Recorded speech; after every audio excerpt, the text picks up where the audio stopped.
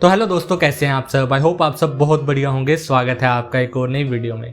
आज तक जितने भी वीडियोस हमने की हैं उसमें हमने डेफिनेशंस देखी हैं या कुछ ना कुछ समझा है, बट आज की वीडियो में हम टिप्स देखेंगे जिसके ज़रिए हम tenses and forms of verbs की प्रैक्टिस कर सकते हैं। तो बिना किसी देरी के वीडियो को शुरू करते हैं।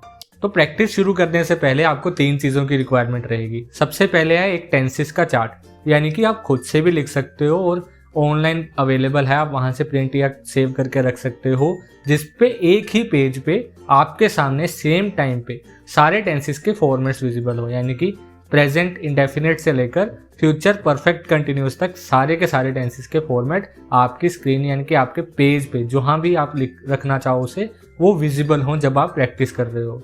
उसके बाद आती है बारी वर्ब की।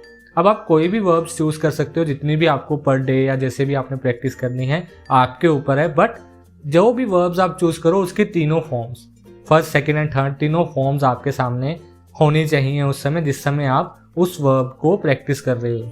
ठीक है, उस वर्ब को जब आप सेंटेंसेस में यूज़ करोगे तो आपके सामने उसकी तीनों फॉर्म्स होनी चाहिए, आप पहले ही लिख कर रखो वो। अब तीसरा काम क्या करना है हमें, जो सबसे ज़्यादा इंपॉर्टेंट है, वो है कोई भी ट्रांसलेटर ऐप का यूज़ करना। मैं पर्सनली गूगल ट्रांसलेट का यूज़ करता हूँ, और भी ऐप्स प्ले स्टोर पे या फिर अगर आप आईफोन यूज़ करते हो तो आईफोन के स्टोर पे अवेलेबल होंगी ट्रांसलेट के लिए, आप कोई भी यूज़ कर सकते हो, या फिर गूगल सर्च का भी आप यूज़ कर सकते हो। मुझे पर्सनली गूगल ट्रांसलेट बहुत अच्छा लगता है। तो अब देखते हैं कि एक्चुअली में हमें करना क्या है। तो सबसे पहले आप कोई भी जैसे वर्ब आपने चूज़ कर ली फॉर एग्जाम्पल, ठीक है, उसको आप लोगे, उसको जितने भी टेंसेस आपके सामने अवेलेबल हैं उनमें फिट करके देखोगे भी कैसे फिट होगी। जब फॉर्मेट आपके सामने है तो आपको ये क्लियर होगा कि आपको वर्ब की फर्स्ट फॉर्म यूज़ करनी है, सेकंड या थर्ड। उसके बाद उस सेंटेंस को आप बनाओगे। सेंटेंस को बनाने के बाद जब आप पूरे रूल्स फॉलो करके सेंटेंस बना चुके हो, उस सेंटेंस को आप कोई भी ट्रांसलेटर है, जैसे कि मेरे केस में मैं गूगल ट्रांसलेट यूज़ करता हूँ, तो गूगल ट्रांसलेट पे हमने वो सेंटेंस लिख देना है। तो जैसे ही आप डालोगे वैसे ही एग्जैक्टली उसको हिंदी में या जो भी आप लैंग्वेज चाहो उसमें क्या कहते हैं हम, वो आपके सामने आ जाएगा।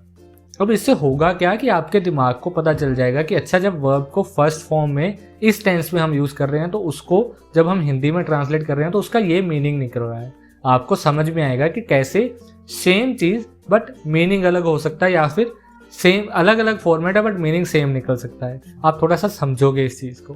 तो एग्जाम्पल के लिए हम एक वर्ड लेते हैं बेयर। बेयर मतलब सहन करने वाला, बेयर यूज़ कर रहा हूँ मैं यहाँ पे, भालू वाला नहीं। तो बेयर को यूज़ कर लिया हमने, तो उसको सारे टेंसेस, जितने भी टेंसेस अपने पास अवेलेबल हैं उस पर आपकी स्क्रीन पे विजिबल है कैसे हम यूज़ करते हैं उसकी first second and third form.